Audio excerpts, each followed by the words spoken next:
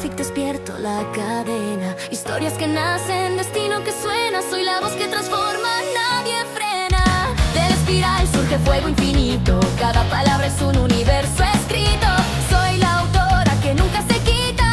Mi legado vibra, la calle lo grita. Fic tras fic, construyo dimensiones, batallas, amores, mil emociones. Soy la tinta que rompe ilusiones. Michelle Uzumaki, mil conexiones.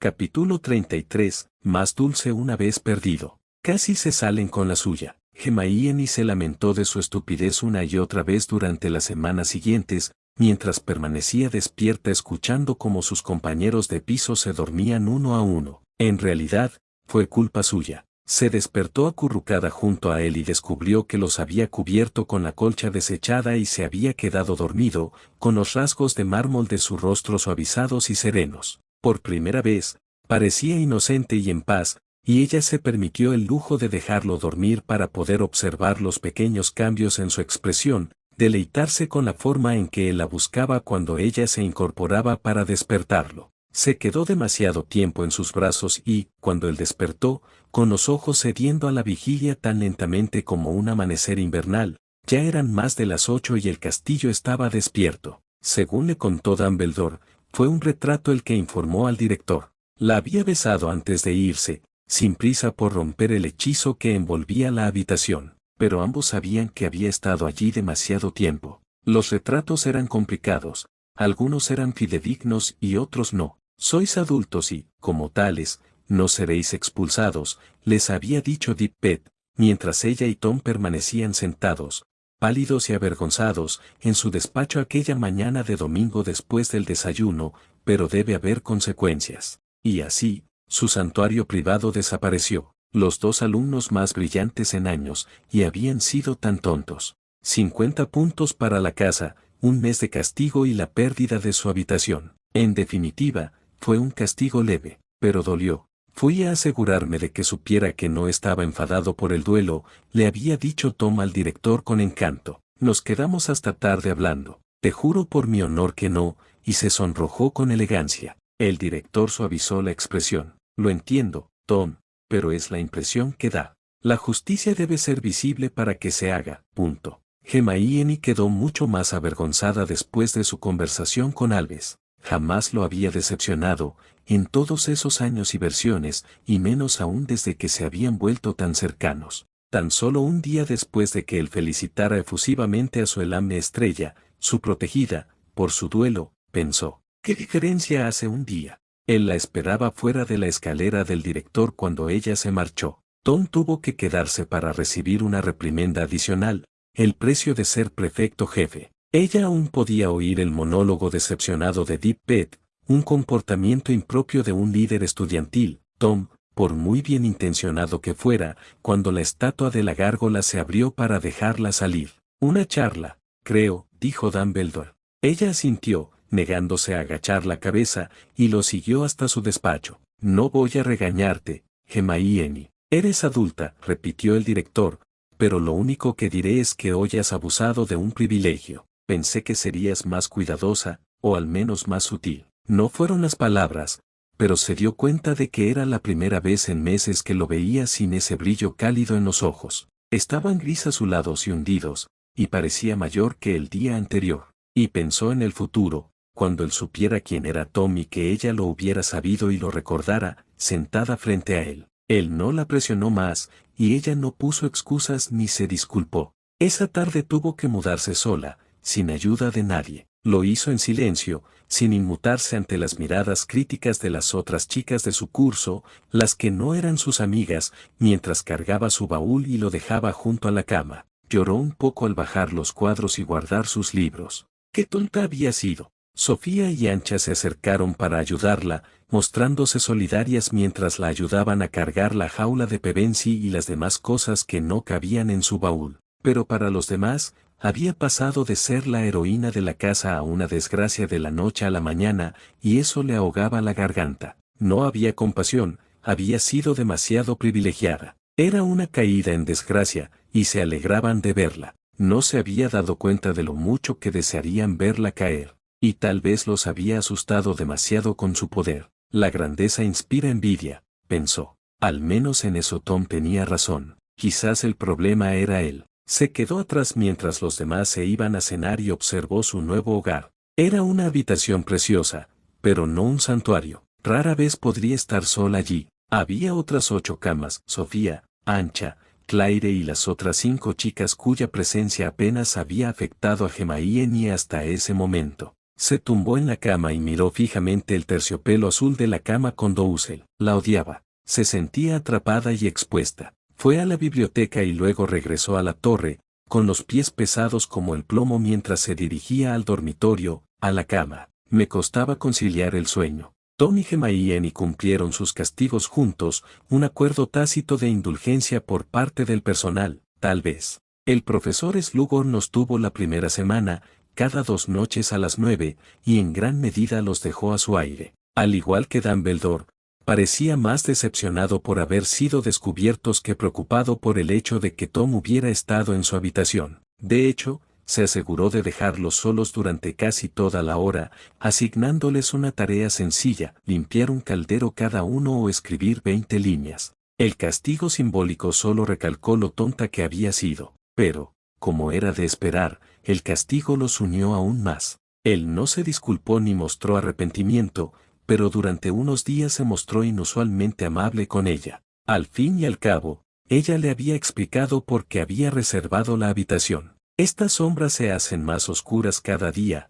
Hermione dijo, mientras acariciaba con el pulgar la parábola amoratada que tenía debajo del ojo. Se encogió de hombros con impotencia. No puedo dormir ahí dentro. Me da miedo despertarme gritando ¿y qué pensarán entonces? ¿Cómo podría explicarlo? Deseaba poder ir a la sala de los menesteres, pero no sabía si él era consciente de todo lo que podía llegar a ser, y encontrarse con él allí sería demasiado complicado de explicar. No supo qué responder, pero parecía preocupado. Con el tiempo, se fue acostumbrando a compartir de nuevo y finalmente pudo conciliar el sueño, aunque este era intranquilo, ligero y nunca del todo tranquilo. Se enamoraron con cautela al principio, y luego con una rapidez que la dejó mareada. Sin su habitación, encontraron lugares secretos y escondidos para estar juntos como cualquier otra pareja. Las lluvias primaverales los mantuvieron encerrados, y lo que había entre ellos creció como un fuego enterrado bajo turba empapada,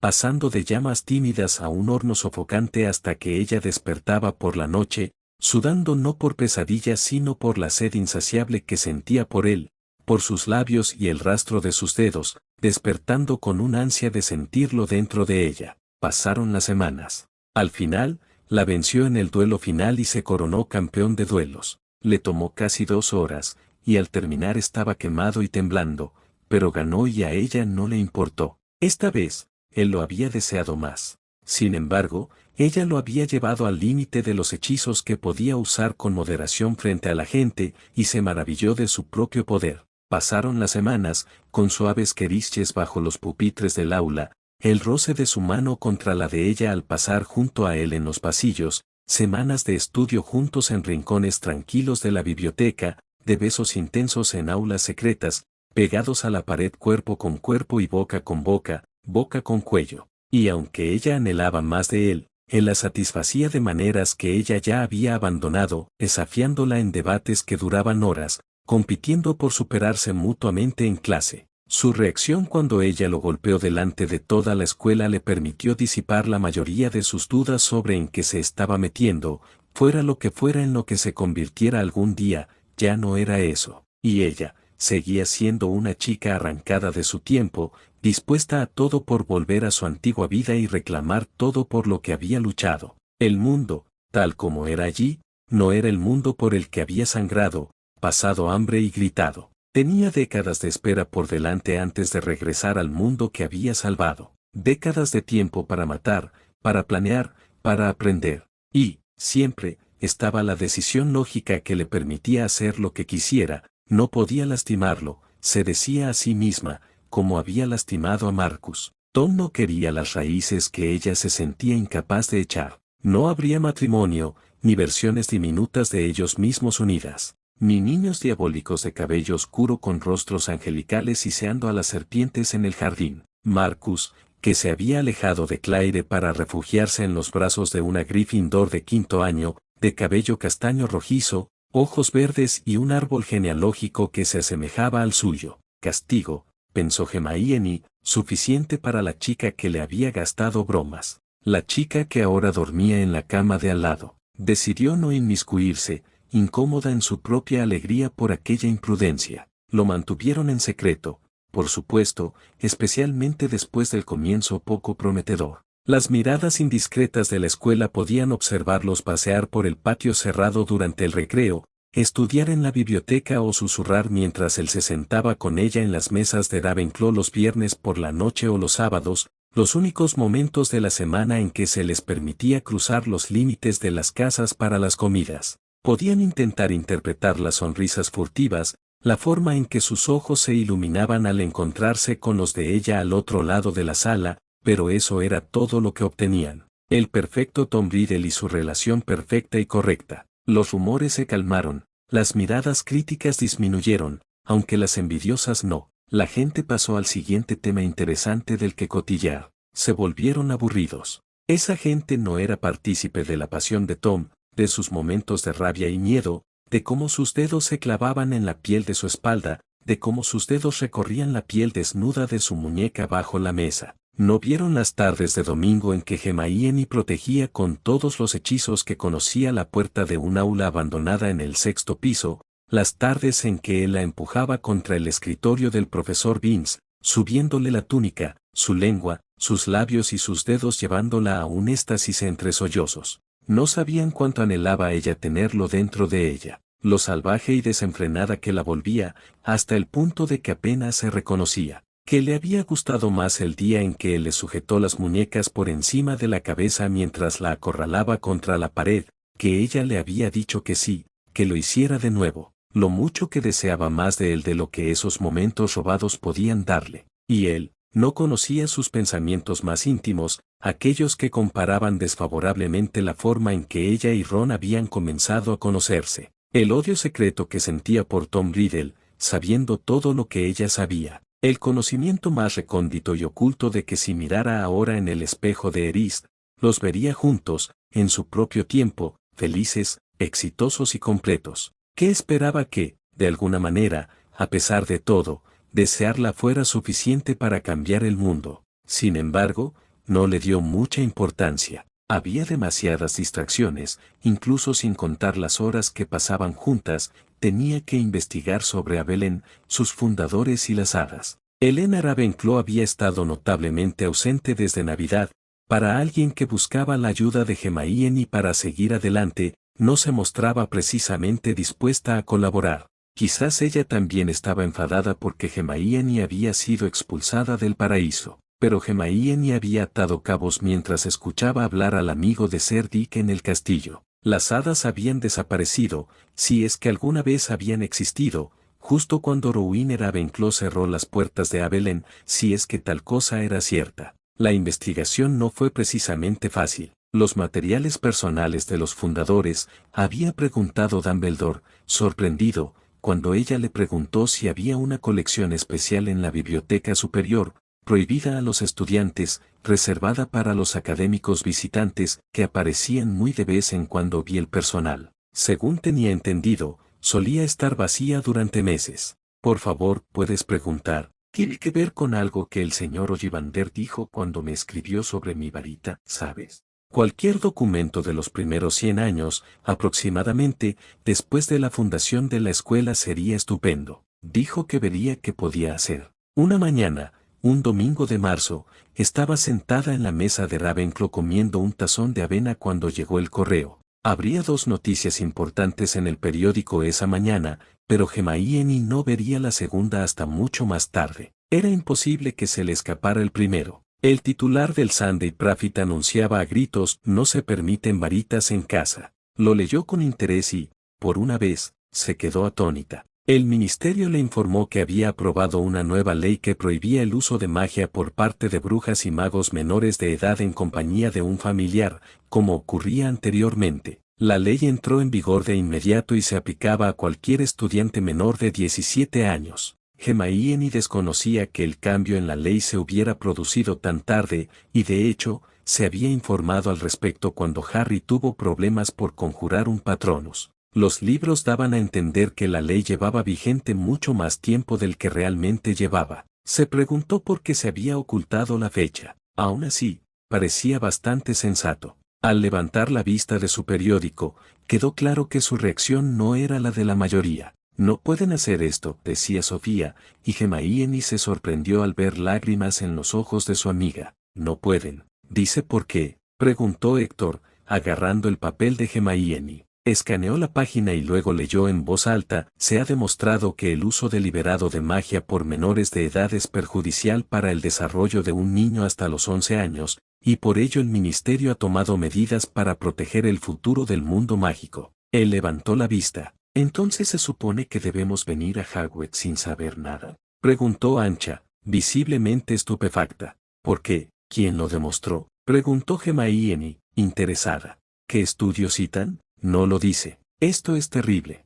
Héctor parecía preocupado, su rostro carecía de su habitual exuberancia y buen humor. Esto es por culpa de los nacidos de Muggles, dijo Sofía en voz baja. Llevan años quejándose de la desigualdad inicial, y ahora se supone que todos debemos empezar a ciegas. ¿Qué sentido tiene eso? Hermione se mordió la lengua y se puso a pensar. Su primera reacción había sido que era una medida sensata, pero recordó los primeros días en Hogwarts. Nunca lo había pensado, pero no le había parecido extraño que los sangre pura como Ron y Malfoy, y los niños criados en el mundo mágico como Seamus, no supieran nada de magia antes de empezar. Recibió su carta de Hogwarts el día de su 11º cumpleaños, como todos los demás, y en los 11 meses previos a su ingreso en Hogwarts aprendió todo lo que pudo, practicó hechizos con una varita y leyó sobre la historia del mundo al que se incorporaba. Pero no tuvo varita hasta el verano, recordó. La profesora McGonagall les había dicho a sus padres que no le compraran una antes.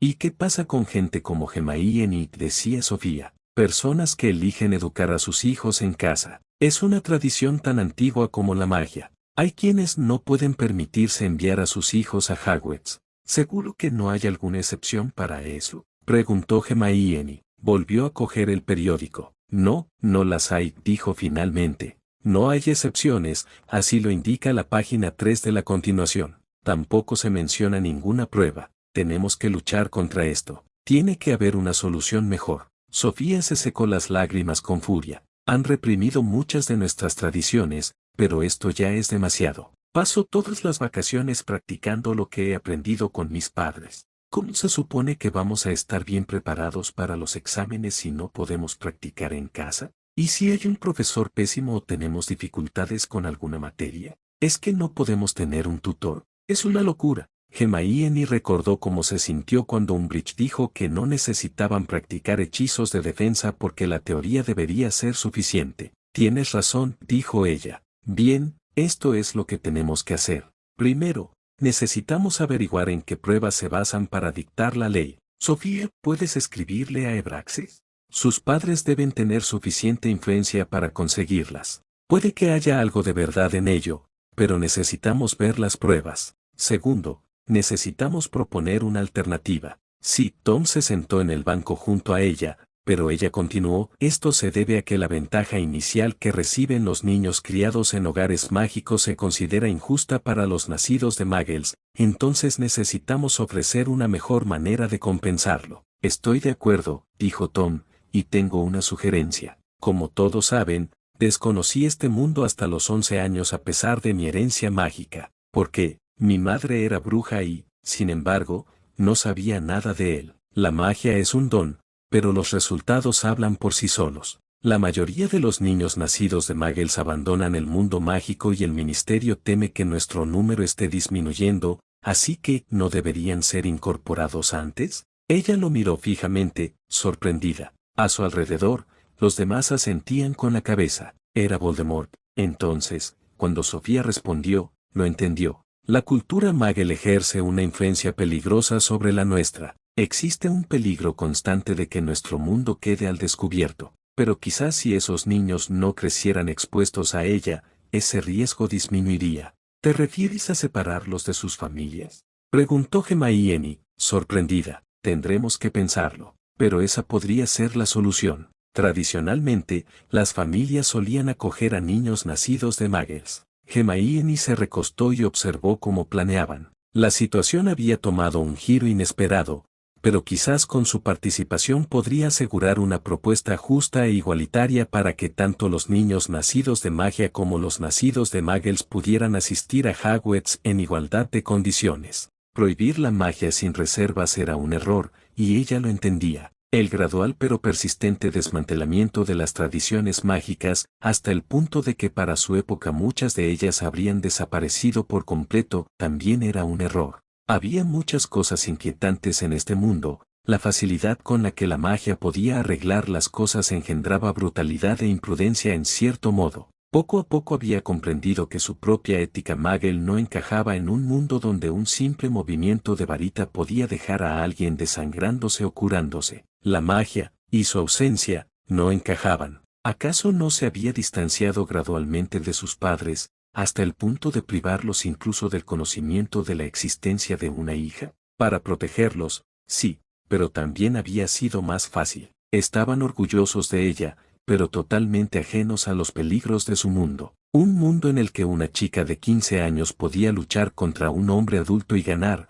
porque tenía magia y la magia era poder. Y también sabía que nunca se había sentido completamente integrada en el mundo mágico hasta que viajó en el tiempo y recibió una familia como un regalo. Cuánto más feliz habría sido su vida si hubiera conocido la magia, si hubiera sabido desde pequeña que no era un bicho raro. Los dedos de Tom rozaron los de ella bajo la mesa, recorriendo los pliegues y surcos como si fueran braille. Se giró hacia ella, y sus ojos ardían de confianza, pasión y convicción, y ella comprendió de verdad, porque la gente lo seguiría hasta la oscuridad.